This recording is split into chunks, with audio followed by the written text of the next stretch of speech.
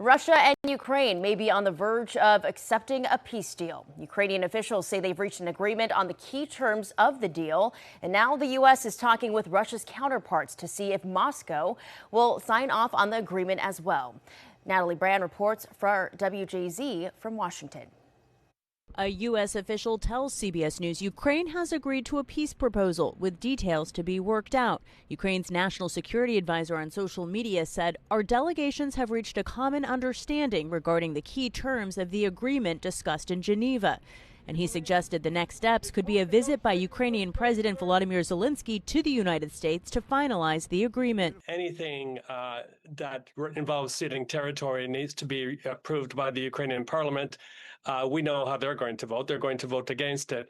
So very, very difficult times for Mr. Zelensky to navigate right now because he's on political thin ice as it is. It comes as sources tell CBS News that U.S. Army Secretary Dan Driscoll is in Abu Dhabi meeting with Russian officials to discuss the revised version of the White House's 28-point peace proposal following weekend negotiations with Ukraine. The goal was to take is 28 points or 26 points, depending on which version as it continued to evolve, and try to narrow the ones that were open items. One U.S. military official in Abu Dhabi says the Army Secretary is optimistic and said negotiations are moving quickly.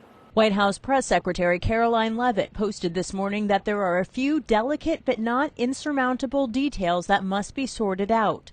Last night, she expressed an urgency to get the deal done. The president wants to see this deal come together as quickly as possible, and he trusts that his team is doing everything they can to get it over the finish line. Overnight, the death toll in Ukraine continued to rise.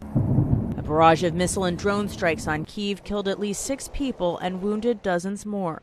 Natalie Brand, CBS News, the White House.